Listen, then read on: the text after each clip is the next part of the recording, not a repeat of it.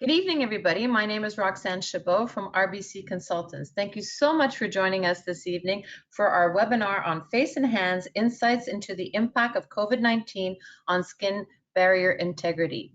This evening, we have as moderator Dr. Charles Lynde. Dr. Lynde is Medical Director at the Lynde Institute in Dermatology and Lynde Derm Research Incorporated, as well as Associate Professor, University of Toronto, Department of Medicine. Also, as guest speaker from the other side of the border, Dr. Leon Kircik, Clinical Professor of Dermatology, Indiana University School of Medicine, Mount Sinai Medical Center, and Medical Director at Physician Skincare PLLC in Louisville, Kentucky. We would also like to thank CeraVe that's made this evening, this educational evening, possible. So before we start, just a couple of logistics. If you're having issues hearing the webinar, you can listen to the presentation using your telephone. Just select phone call in the audio pane and the dial-in information will be displayed. If you're having technical issues or if you would like to submit a question to our faculty, please submit your questions in the question chat pane on the right-hand side of your computer. At the end of the seminar, you will be receiving about a day an email with a survey. If you could fill in the survey, we would truly appreciate it. Within 1 or 2 days of the seminar, you're going to be receiving an email with the recording as well as your certificate of attendance. Again, please submit your questions in the question chat pane on the right-hand side of your computer. I did send you all a little note there saying, please ask your questions here so you can see where it is. And then we will be able to answer these questions at the end of the presentation. So without further ado, I am going to pass virtually the floor to Dr. Lynde. Great, thanks, Roxanne. Welcome to everybody and welcome to the lecture series on skincare, and this evening talking particularly about face and hands, the indirect impact on the skin barrier because of what we're doing.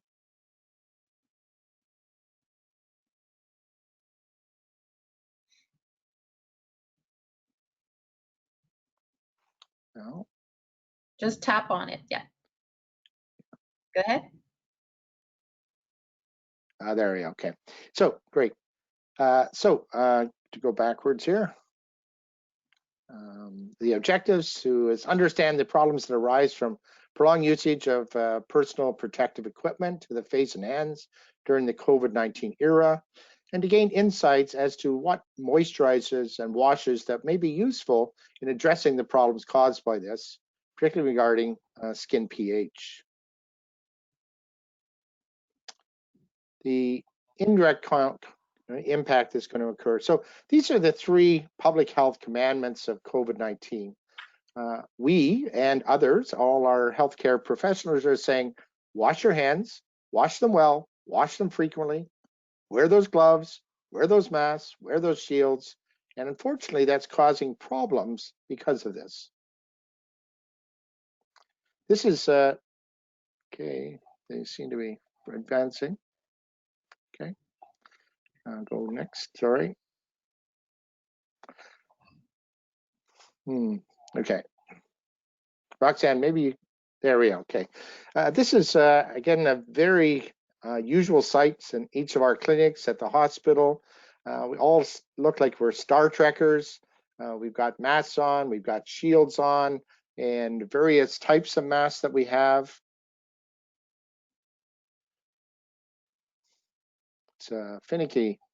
Roxanne, maybe you can just do them for me if you don't mind. Sure. So this is us.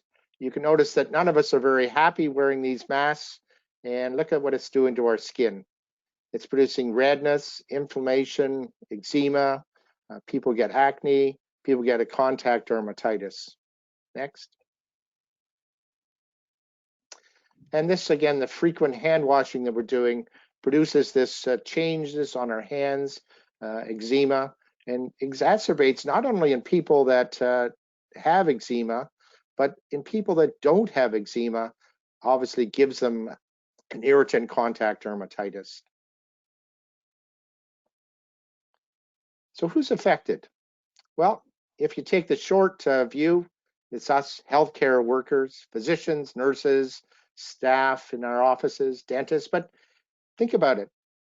Social workers, physiotherapists, barbers, hairdressers, store owners, and the list goes on, all of us. And if you look closely at that little picture, I took this out of the Louvre just reopened. And if you look closely, poor Mona Lisa's even wearing a mask. So it's all of us that are going to be wearing these masks. And I don't think it's going to be just for today and tomorrow. It's going to go on for 6 months or maybe longer for all of us. So I have a little polling question. Roxanne, maybe you can put the polling question up first.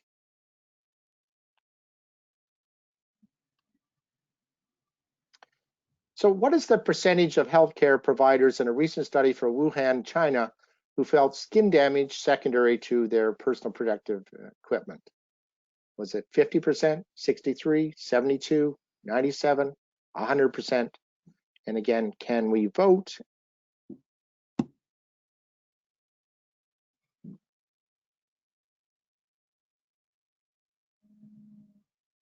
Roxanne, I think that's probably everybody.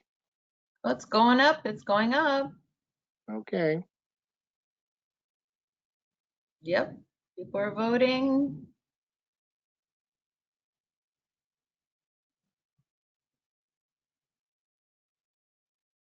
Okay, interesting what the answers are. You'll find this in the, you have to pay attention in the talk, and we'll have the answers there for you. Next. So this is another polling question, and I was just interested in, is this a problem? Certainly in my clinic and my colleagues' clinics, it seem to be a problem. Is this something that you're seeing more of? You're seeing sort of 10% more, 20% more, 30, 40, 50 or more? Can we vote?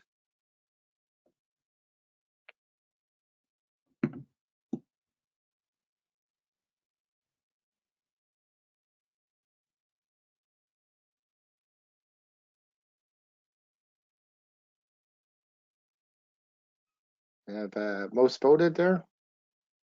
Yep. Okay, interestingly, I certainly see it in my clinic, my colleagues talking to them. So about 26% say that it's gone up by more than 50%, but certainly if you aggregate these, it's certainly increased quite a bit in for all of us. Next.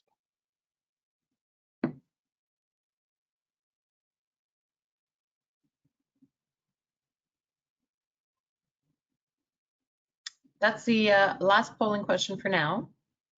Okay.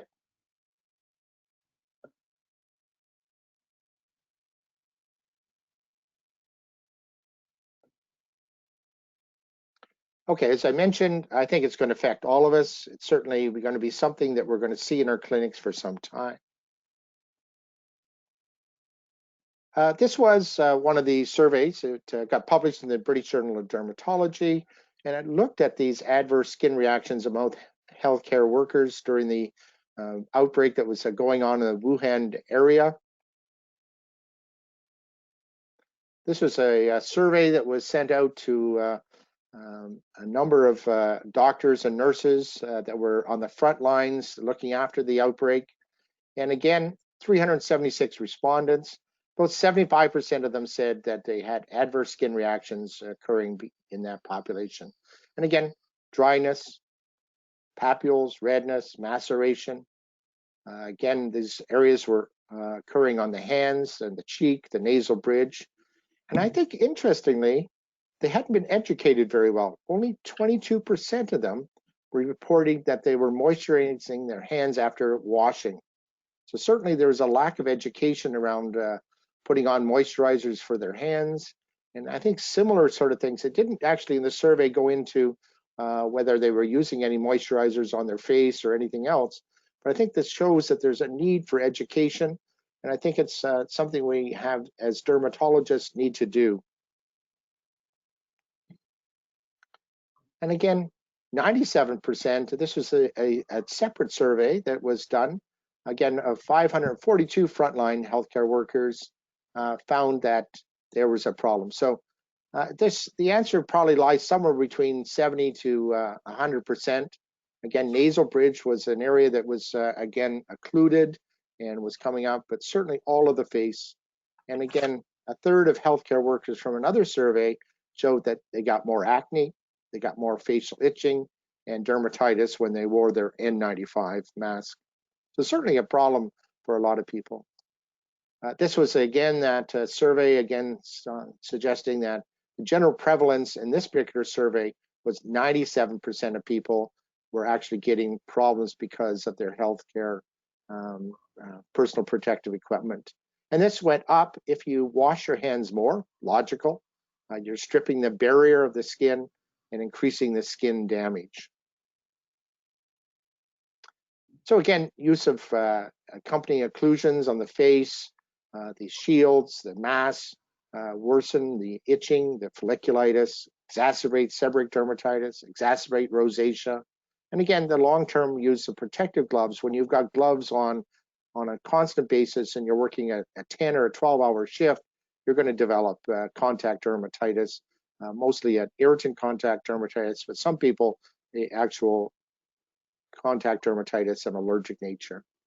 And again, this frequent hand washing, stripping the hydrolipid mantle of the skin surface, changing the pH is something that is happening because of that frequent washing and the Purell or whatever other things that we're using. And again, as I mentioned, only 22% were applying a skin protective cream to refurbish their barrier. As I mentioned, the superhydration, all of this is going to cause further problems, particularly on the face for atopic dermatitis, acne, rosacea, and seborrheic dermatitis. All of these things we're going to see on a more frequent basis. So this is something I think you'll find interesting about skincare in Canada. Now, if you look at this, you can do this with a Google search. And if you look at sort of what's happening again, and this was again over the time period of January 2019 to June 2020, you can see that it was pretty much more or less the same for most of that. And then in comes the COVID era. And you can see it begin to spike up quite considerably over that time period about the interest in skincare. And what were the rising topics? Were ceramides, lactic acid, CeraVe, and also the top cities. I found that interesting. Brampton, Ontario, and that's been a hotspot of COVID in Ontario. Toronto was number 4, but certainly Surrey and Vancouver, BC were also areas that there was an increased Google searching of this. And again, this was, if you kind of look at this, you'll see that if you look at the COVID searches and the skin searches, you see that these are starting to peak. So the COVID one peaks around, again, I guess March the 18th or so. If you look at it, subsequently, skincare and rash start to peak later. So obviously, people using more masks, washing their hands more, and they're all of a sudden searching, hey, what can I do for this? How can I benefit? And that was for face. Similarly, COVID and hand sanitizers, soaps, moisturizers, you can see the peak. Hardly anybody was interested in this in terms of hand sanitizers, soaps, or moisturizers prior to the COVID era. But again, it starts to peak. You can see the COVID era. Again, hand sanitizer, realizing that we had to use this. Again, similarly, you can see the correlation there between all of this and this era. And moisturizer, people begin to think of this maybe somehow later. But certainly important to look at this, that's gradual sort of change and people using the internet to search these things and find potential remedies. And I think there's a direct link between the product usage, using all these soaps, using different sanitizers, whether you're the one that happens to be the one that cleaning all the things, or you're actually just cleaning your hands all this. And again, this is not a unique issue to COVID-19. It just exacerbated our problem. So certain things I think is important.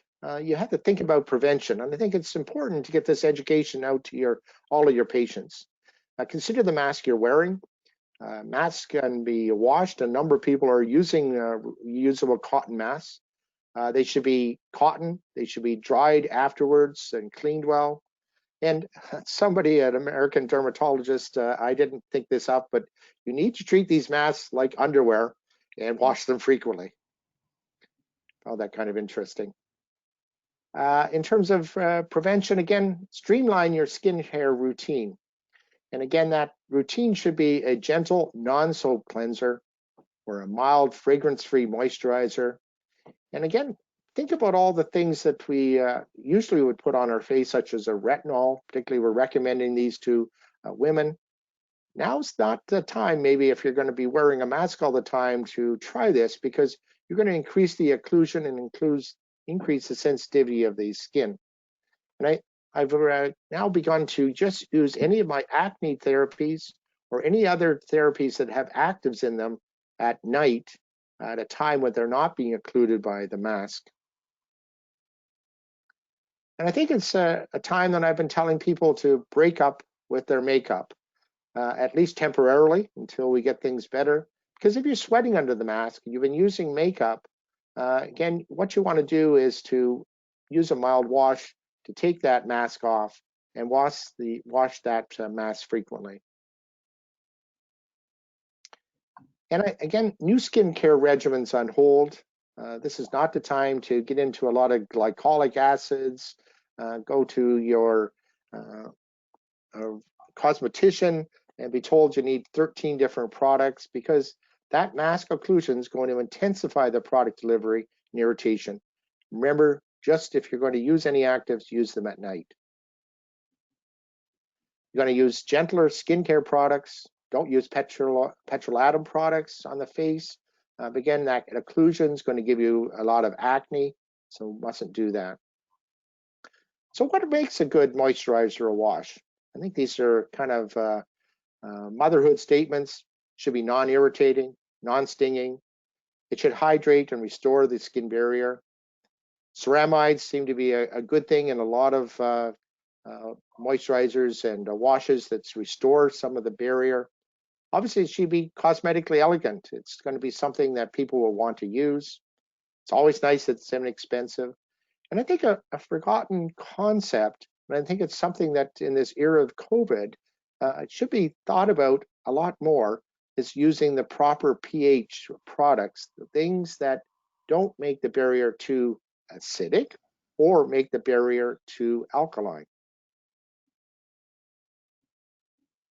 So skincare in the age of COVID-19 is certainly going to change. And I think we're going to have to spend more time thinking about this. What's driving these skin sensitivities? Again, barrier defect. And I think pH and the skin barrier function is linked directly. That's my part of it.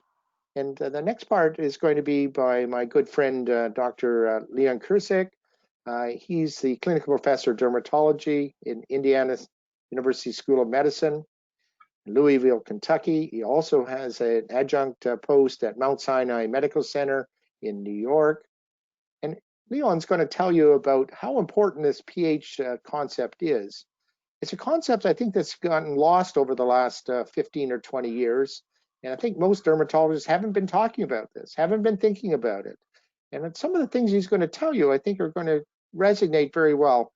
And you'll begin thinking about products that do mimic the acid mantle that we have in our skin and have the proper pH, both in the washes and in the skincare creams. And these should be your new regimens for treating some of these problems. Leon. Thank you, Chuck, and good evening, everyone. And thank you for inviting me, even though virtually, to Canada. So the border, unfortunately, is still closed till August 31st, so we have to do all virtual. You know, if you think about it, years ago, we thought of the stratum corneum as a bunch of dead cells. and absolutely they did not have any function, and they piled up on each other, and then eventually they slough off. But now we know that that's not the case. Stratum corneum is actually a living dynamic organism, and it does have a lot of functions that are lined up here, but some of them are really important to mention. It has antimicrobial function, but most importantly, it does function as an immune system barrier. Now, if we want to take a close look at it, we'll see that here the corneocytes and are just like the bricks, and then in between the lipid matrix is just the mortar. So it basically looks like a wall. If we take even a closer look at this wall, what we'll find is that the bricks, the corneocytes, are actually held together by nails, and we call those corneodesmosomes. Now, and the corneocytes themselves are filled with natural moisturizing factors, and the corneodesmosomes, they held those bricks together. It's almost holding that wall together. If those nails, they get looser, then the whole wall will fall apart. If we take another further step down and look at inside the corneocytes, the natural moisturizing factors are really interesting. They are actually breakdown products of the filaggrin. And remember, atopic derm patients are actually deficient in filaggrin. So if we don't have enough filaggrin, then we're gonna be short of natural moisturizing factor. Hence, naturally, those kids with atopic derm, if they have filaggrin deficiency, they're gonna have dry skin no matter what. The natural moisturizing factors are basically amino acids, but mostly uracanic acid, which is 40%, and 12% is PCA or pyrrolate carboxylic acids. Now, when we look at the corneodesmosomes, they are actually formed of interesting actives here: desmoglein, desmocholine, and corneodesmosin. And those are all dependent on the pH of the skin, which I'm gonna go a little bit into further detail a little bit later. But before I do that, I wanna take a closer look at the lipid bilayer, at the lipid matrix. What do we see at the lipid matrix? You see that lipid lamellar bilayer, and there are three important lipids here: ceramides, free fatty acids, and cholesterol. And we're gonna concentrate tonight on ceramides. So when you look at the ceramides, they are actually covalently bonded to the outside of the corneocytes to form that lipid monolayer, and then they stack on each other to form the bilayer. And what happens is actually that prevents the loss of the natural moisturizing factor from the corneocytes. If that lipid bilayer, if that ceramide is not functioning, is not there, then you're gonna have a lot of loss of that natural moisturizing factors, and hence the dry skin we see clinically in atopic dermatitis patients. Now, when we look at the content of that lipid bilayer, it's mostly ceramides, about 40–50%. You have about 25% cholesterol, and then another 10–20% free fatty acids. As I mentioned earlier, we're gonna concentrate on the ceramide. And when you look at the ceramide structure, you have the long-chain free fatty acid in conjunction with the sphingosine. So there's a whole composition there that makes up that ceramide. Now, oops, I went back. Sorry about that. Where those lipids come from? They actually, each one of them has a precursor lipid. For example, ceramides come from glucosylceramide. Fatty acid comes from phospholipid, and cholesterol comes from cholesterol sulfate. But what converts those are the important enzyme. For example, the conversion for the ceramides is accomplished by the enzyme called beta-glucosylceramidase. Similarly, for fatty acid, it's phospholipase, and cholesterol is converted by steroid sulfatase from cholesterol sulfate. Now, those enzymes are very important because they depend on the pH of the skin, as Dr. Lynde already mentioned. So the pH becomes really important because how they impact the enzymes and the conversion of the ceramides and other lipids from their precursor lipids. when you look at the lipid abnormalities in atopic dermatitis, you can see that there is certainly decreased lower amounts of ceramide 1 and 3. And that's because there is 6 times higher of sphingomyelin hydrolysis in the non-lesional skin of atopic dermatitis because there is increased level of glucoceramide sphingomyelin deacylase, right? So basically, you're breaking down the sphingosine, and that's impacting the making of your ceramide. So the bottom line is the abnormal pH impacts the enzymes, the proteases, and that you end up with the lower level of the lipids, in this case, the ceramides.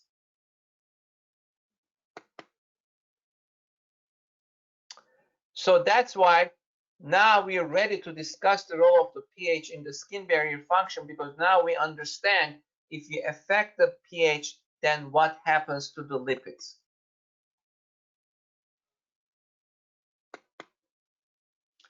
So this is our first polling question. What is the physiological skin surface pH? 2 to 4, 4 to 6, 6 to 8, 8 to 10. Please answer.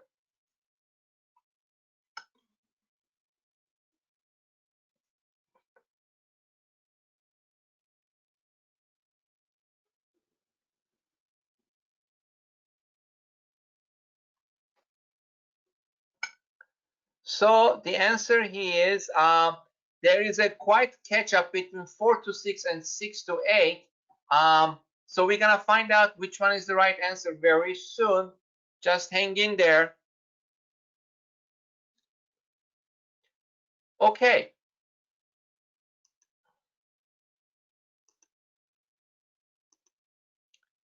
So we already had the polling question. So here is the, when you look at the spectrum of the pH, as you know, up to 6 it's acidic, around 7 is neutral, and then after that it's alkaline or basic pH. And now we know that here is the answer to the question. Normal skin is about 4 to 6. The pH is 4 to 6. That's what we call that acid mantle. The old timers in dermatology, I remember calling that acid mantle. And then you take a soap, a regular soap, a good soap, but it's a regular soap. It's the alkaline. It's the pH is about 10 to 12. So you can imagine the difference what you're doing to that skin. Well, you can say that, guess what? But we don't use the soap on the skin, right? We always use water. Well, guess what? The pH of the water is about 7 to 8.5. It's more than neutral. It's closer to the alkaline as well. So now here you have the soap and the water foaming on your skin and getting down, bringing up that pH up to an alkaline level. And guess what? All those enzymes that we need them is not gonna function at that pH. Then we're gonna start losing the ceramides and the lipids and break down the epidermal barrier. Here, what happens when you increase the pH of the skin? Inflammation goes up. Epidermal barrier is already impaired, especially in atopic dermatitis patient. It's gonna get worse. But most importantly, we are not gonna have those lipids. We're gonna have lack of the ceramides, and guess what? That wall is gonna crumble. It's not gonna be able to hold together, especially with the corneodesmosomes not functioning as well. The lipids are not functioning. The wall is crumbling, and now you have that epidermal barrier dysfunction.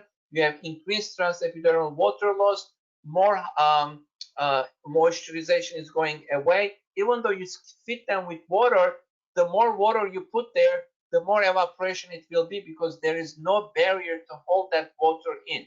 It doesn't matter how much you put the water in, it's going to evaporate even faster. Now we see what happens here when you add that soap to the skin surface pH.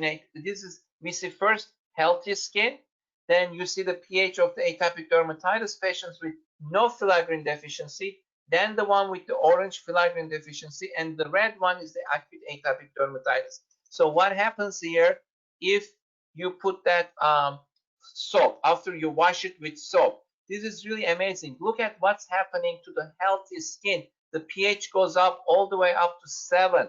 And then when you add it more, here is what happens to the atopic dermatitis skin. Almost it's reaching to passing 7.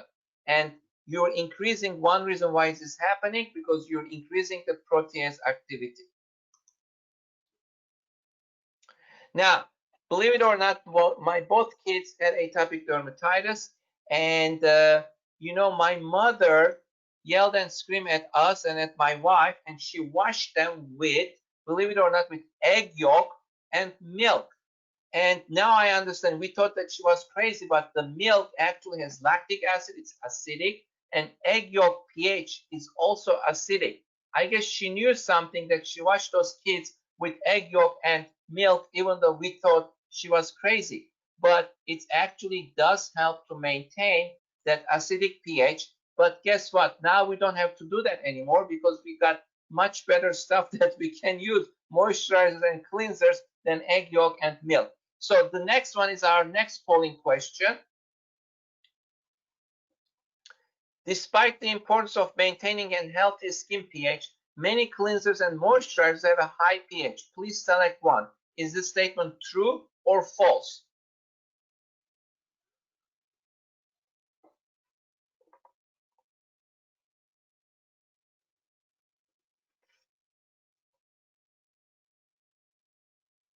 So 89% yes, true. Yes, unfortunately, many cleansers and moisturizers do have a high pH, and maybe that's why my mother was yelling at my wife not to use a regular soap. So let's move on.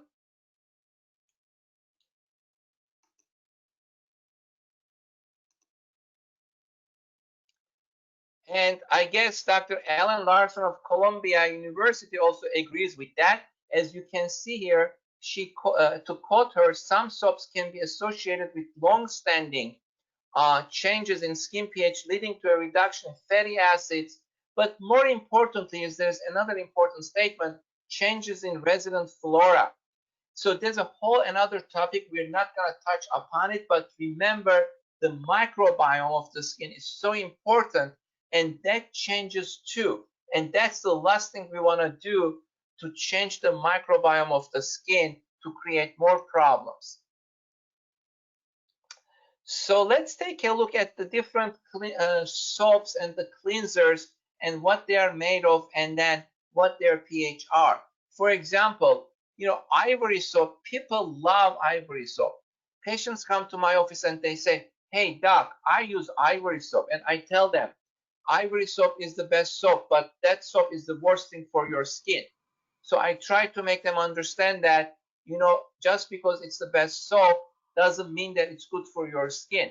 So Irish Spring is another one. You can see the pH is up there, 10 to 12. Those are very heavily basic or alkaline soaps that's not good for your skin. So I think if we go down the list, here we see CeraVe and Cetaphil down around pH 5 to 7. But I want to be a little bit more specific and look at each soap. And when you look at that, you can see that CeraVe Hydrating Cleanser Bar and CeraVe SA Cleanser actually has the lowest pH. Those are synthetic composition, and you can see the pH is 5. And that's really important to remember, because when you look at all the soaps lined up here, CeraVe Hydrating Cleansing Bar and the SA Cleanser has the lowest pH of all. So if you're going to remember anything from tonight, just remember that. Now, this becomes even more important because of this, during the COVID-19 era, everybody using soap, everybody using hand sanitizer, everybody using harsh detergents, not once, not twice, 50 times a day, including myself. And that's gonna make that epidermal barrier, even the normal skin. You don't have to be atopic, right? When you keep using the soaps and the sanitizers and the cleansers over and over and over, definitely that epidermal barrier is gonna be impaired. So let's take a look. This is actually a Canadian group. As you see, you can see all your colleagues, and I had the honor to write the introduction. This was published at JDD as a supplement about the clinical insights about the role of the skin pH in inflammatory dermatologic conditions. And when you look here, the take-home lesson, and this is relevant to atopic dermatitis, this piece, but again, remember, this is really the overall for any inflammatory dermatologic condition. When you live here, when you look here, the bottom line here, you can see that alkaline pH is not good for immune defenses, not good for antimicrobial defense, not good for stratum corneum cohesion, and basically many soaps and cleansers have a high pH. So it's important to remember that it's important to use cleansers and moisturizers with a pH that's close to the skin, the lowest as possible, with ceramides. One thing we keep forgetting, because we want to forget because it's not convenient for us to remember, is the steroids. Topical steroids, we need them for atopic dermatitis. We have to use them. But we want to forget the fact that topical corticosteroids unfortunately impact the epidermal barrier negatively. What do I mean with that? Well, unfortunately, topical steroids, they actually decrease the epidermal proliferation and differentiation, but also decrease the synthesis of the lipids. That's the most important thing. We are taking something, a bad condition, and making it worse with our treatment. It's almost the same thing that we use retinoids in acne patients and we ruin their epidermal barrier. The same thing here. The topical steroids are bad for epidermal barrier function, but we have no choice. Our hands are tied. We have to use them because they work for the inflammation. So what do? We call the moisturizers to rescue. But we have to remember that not every moisturizer is the same. Not every moisturizer is equal. So we have to remember that. Now, there are a couple of studies that actually proves that moisturizing, especially with ceramides, help the problem. And this study is done by Dr. Zoe Drelos, and this is exactly what I was talking about, right? Use the steroids, we ruin the epidermal barrier, then what happens? Well, this was a study that there were 3 groups in it. They used a ceramide-containing CeraVe moisturizer and cleanser in one group with the fluosinonide cream. In the other group, they just used a CeraVe hydrating cleanser. And then in the third group, they just used a mild bar cleanser. So before I move the slide further, what do you think, which group is gonna do the best? And I think we innately know the answer, that the third group, basically the group that used the CeraVe hydrating cleanser and the CeraVe moisturizing cream, is gonna do the best, and you can see that 76%. The second best group is gonna be just the CeraVe hydrating cleanser compared to the regular soap, which is 15%. But I think the interesting thing here, look at the regimen and the huge difference, the 37% with the cleanser alone to 76% with both the cleanser and moisturizer. So the addition of the moisturizer in itself is doubling the success rate. So that's a huge difference, and that should tell us that the regimen is very important in treating atopic dermatitis, regardless of topical steroid, because we have no choice. We have to use a topical steroid. So let's make it better by adding the adjunctive treatment. Another study, this is without a topical steroid. This is by Dr. Lynde and his group. And when they used, basically there were 2 groups, pediatric up to 12 years of age and adults. And they used twice daily CeraVe hydrating cleanser and the moisturizer. And those were mild to moderate atopic dermatitis patients, and absolutely there is no medicine. And look at the difference here on the atopic dermatitis symptoms. And I'm just gonna look at the overall symptoms. This is basically the adult patients. You can see compared to the baseline, there is a statistically significant difference in those symptoms. Improvement of the symptoms, I should say, right? And then when you look at the pediatric population here, I'm sorry, I skipped one slide. Let me go back. So when you look at the pediatric population, similarly, again, you see the improvement compared to the baseline in the atopic dermatitis symptoms, and those numbers, again, are statistically significant. And remember, there is no medicine here. There is not. It's just the moisturizer and the cleanser. So the bottom line is the treatments aim to reduce inflammation and restore skin barrier function. However, we need moisturizers that contain lipids, especially ceramides, will show benefits over standard emollients. Sorry, I went back again. It's really finicky, as Chuck said. All right, next is we're gonna discuss another inflammatory condition very briefly that we don't realize that there is epidermal barrier dysfunction, and that's acne. Actually, in acne, there is linoleic acid deficiency, which impacts the epidermal barrier negatively. So there was a study that they looked at, which boils down again, the source of the whole evil is the pH imbalance or the alkaline pH. So when you look at the pH in acne patients, they took 200 people, 100 male, 100 female with acne, and then they also had a control group, which was age and sex matched with no acne. And basically what they saw was here, when you look at those dots, there was a huge difference between the acne and non-acne people in both males and females, and the bottom line was around 5 to 6.35. There was more than one pH unit difference that those acne patients had a higher pH 6.35. Going back to the same supplement that we discussed, the atopic dermatitis, also discussed the acne here, and you can see that the findings again were similar. Really, the bottom line is cleansers and moisturizers with near physiologic skin pH improve the skin barrier function. But another important thing here, it improves the treatment tolerability. And when you improve the treatment tolerability, you actually improve the adherence. Patients are going to use the medicine as they are supposed to, because if they are irritated, they cannot tolerate, they are not going to use it. So this next study does mention that.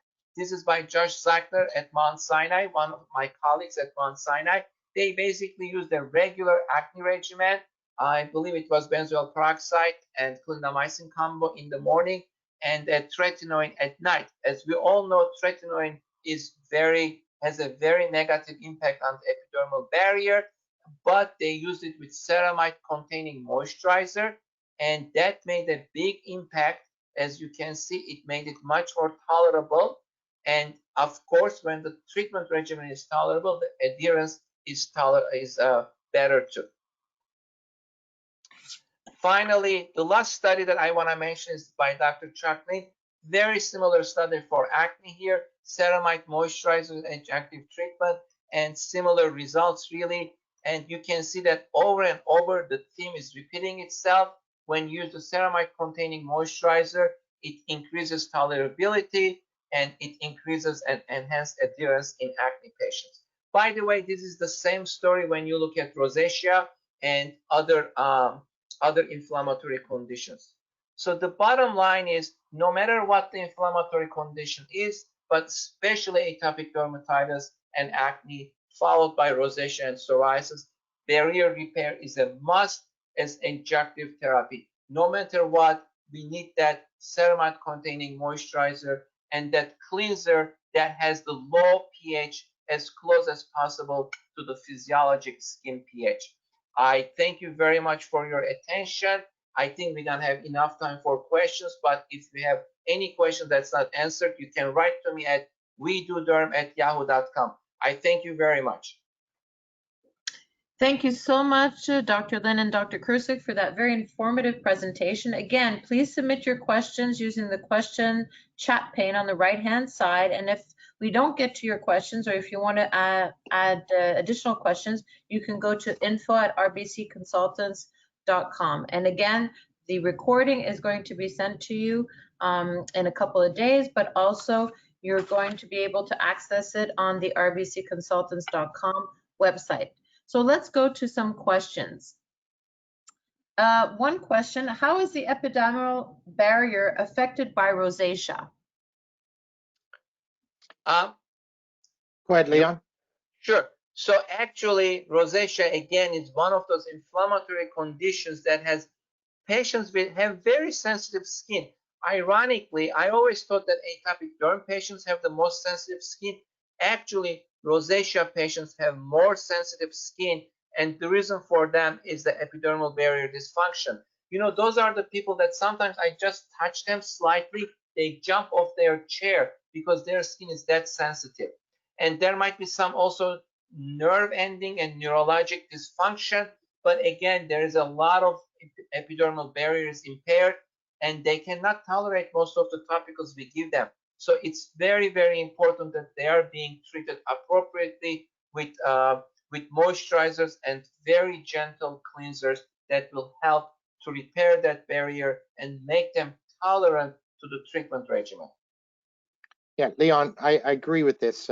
All my patients with rosacea come in and basically say, I've got super sensitive skin, I can't use anything on my face, and they go, you fix it for me. And certainly the inflammation that rosacea produces, the redness, you've got to have the right part of your regimen.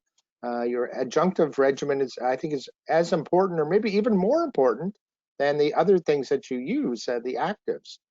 Because if you don't restore some of this barrier, some of those actives are going to irritate, and you're nowhere. Another question, do you put moisturizers on first or after acne topical? I'll go first, Leon. And Leon can probably disagree with me. I must admit, I've always been taught that you are supposed to put the active on first and then subsequently put the moisturizer on afterwards. I'm increasingly recognizing in my older age and having gray hair, I found that a lot of times it's better to dilute the active, but to put the moisturizer sometimes on first, particularly in treating very inflammatory acne. And putting on basically your moisturizer first and then putting your active on afterwards. And particularly with rosacea, I always put the moisturizer and the wash on first before the active. So, you know, it's very interesting. Innately, we are taught and we think that you have to put the active first and then use the moisturizer on so that you occlude the active and it will work better. But let me tell you, quite a few years ago, maybe almost 10 years ago, there is a product in the market, there still is, called tazarotene for acne, and I believe we have it up in Canada too, correct, Chuck? Yep, we do. Yep. So it's one of the best, actually it's one of the best retinoids, but it's quite irritating. People couldn't tolerate it. So at that time, that was owned by Allergan, and the company came to me and a couple of other of us, and they said, what can we do that we can make this cream more tolerable? And so we did a study. It was me and Emil Tangeri, and it's published somewhere, that we decided first we're gonna take the patient and use half of the face with applying CeraVe. Ironically, CeraVe was the choice.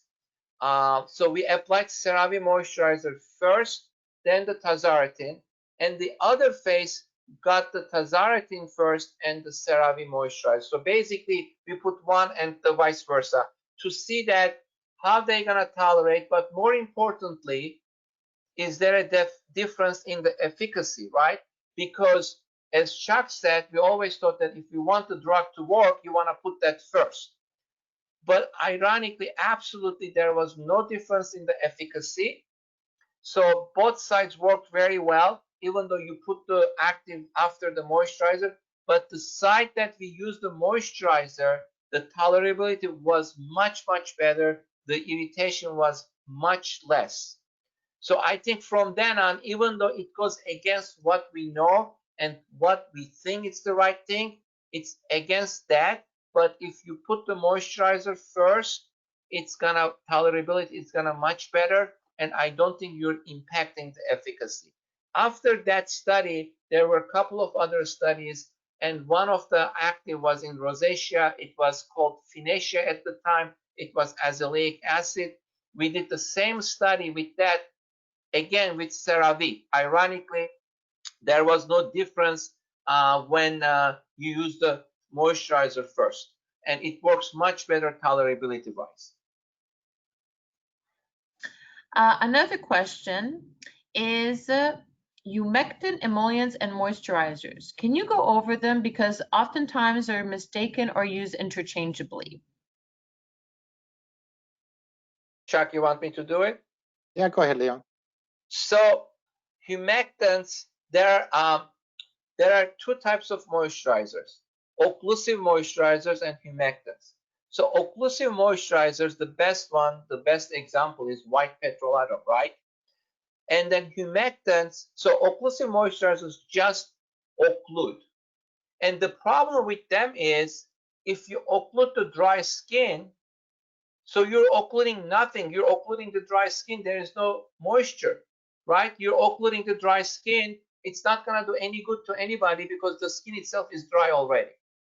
So then we have the humectants. For example, glycerin is one of the best propylene glycol. They're all humectants. They actually attract the moisture from the outside, from the environment to the skin, but they also attract the moisture from the deeper layer of the skin to the stratum corneum. So basically, they are moisture attractants. Now, they are great, but alone, they don't do anything, because if you have an epidermal barrier that's already impaired, you can attract as much as moisture you want. It's going to evaporate as fast as it comes in. So you're not able to keep anything in the skin. So you want a moisturizer that has both occlusive factors as well as humectants. So by the way, CeraVe does that, right? So you need to have both occlusion and humectant. So humectant is going to bring the moisture in from outside and deeper layer of the skin to the stratum corneum, and your occlusive is going to protect it. If you remember, in the old days, again, old timers told atopic dermatitis patients, don't take a shower, don't wash. Maybe you should take a shower once a week, right? That's what I learned from my chair people, because they think that if you take a shower and your epidermal barrier is impaired, the water is going to come and evaporate even faster. So what do we tell patients now? Take your shower. While you get out of the shower, while you're moist, air dry, don't towel dry, air dry, and then put your Vaseline on top of it, so you occlude that moisturizer with the occlusive moisturizer. But that's going to work only right after the shower when the water is still on your skin.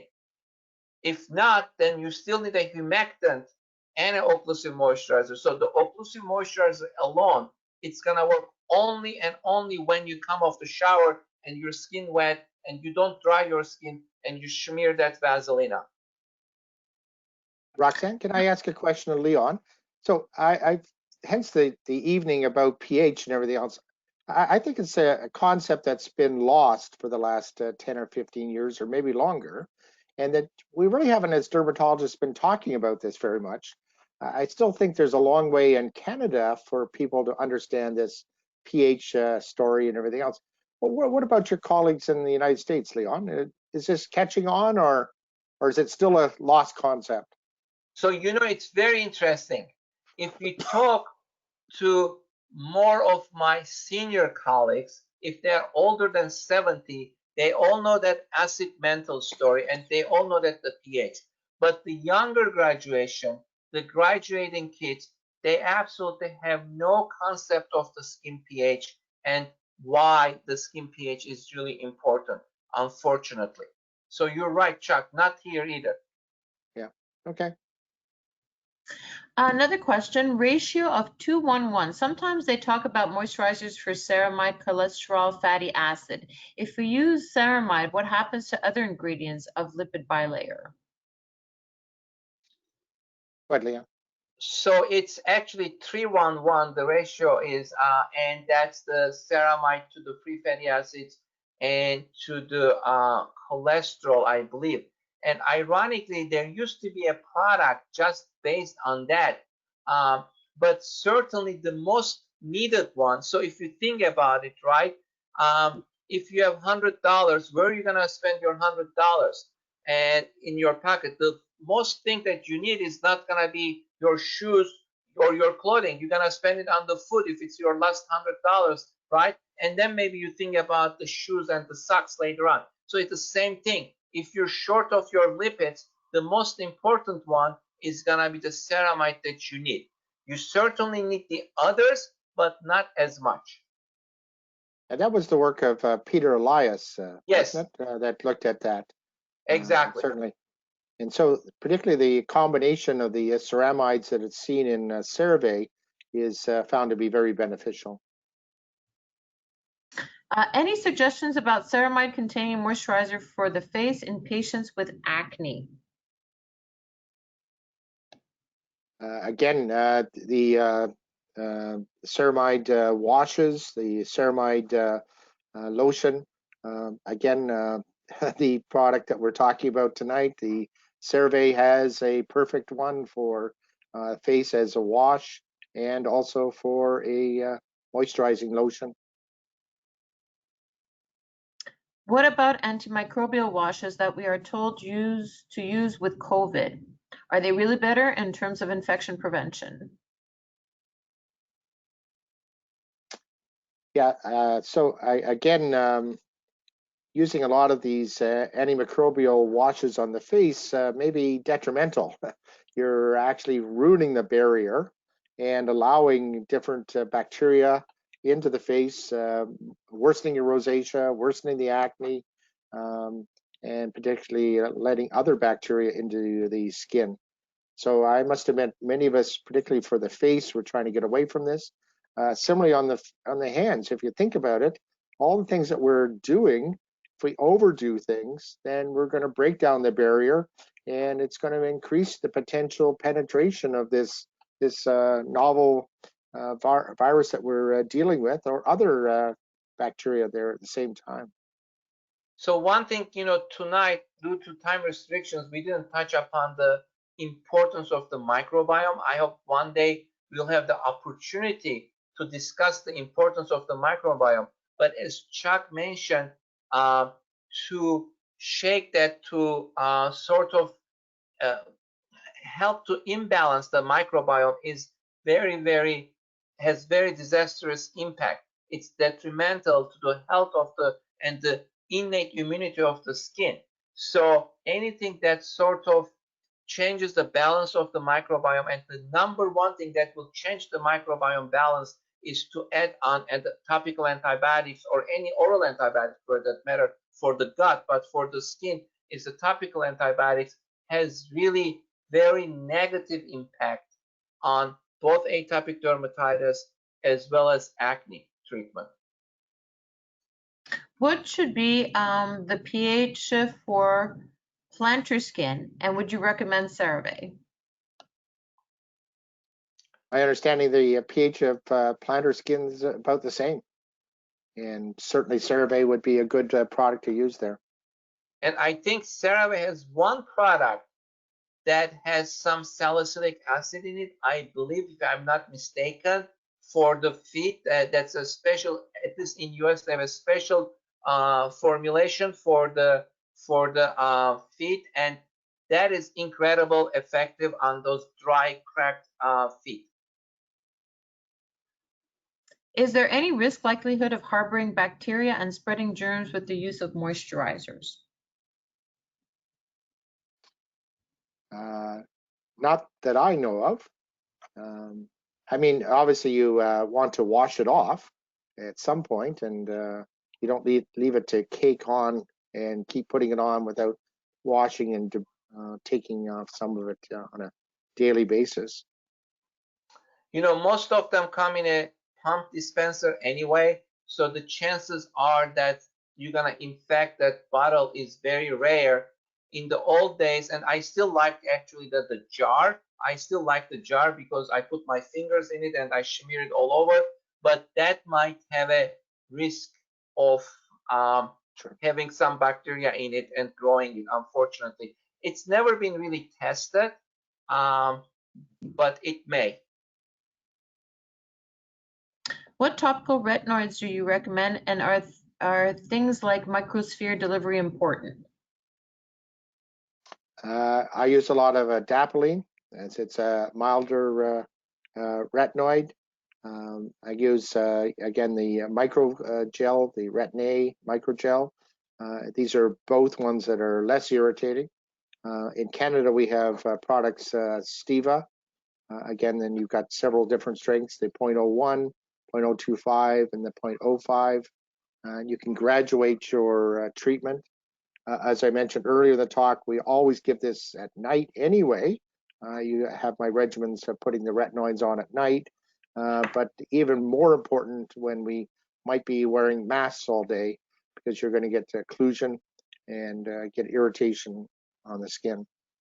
All the more reason, again, to your adjunctive therapies, such as your washes and your moisturizers. Is there a difference in foaming or non-foaming CeraVe cleanser, or is it just patient preference? Okay, so a lot of people like the foaming one, particularly for acne, but it would be a little bit more harsh. I actually, for a lot of my treatments, I like the hydrating wash because it is probably a little bit better for the skin, particularly in this era of COVID. You showed the pH of soaps, but what about different moisturizers? Is the pH important? Leon? Well, the moisturizers also are pH important, but not as much as the cleansers, because remember, with the cleansers, you're washing them, you're scrubbing them, and then you're adding the water to it, right? So you're not doing the same thing on the moisturizers, but certainly it's the same idea. I agree. In terms of application for AD patients, do you also recommend to put it on moisturizer first, then TCS?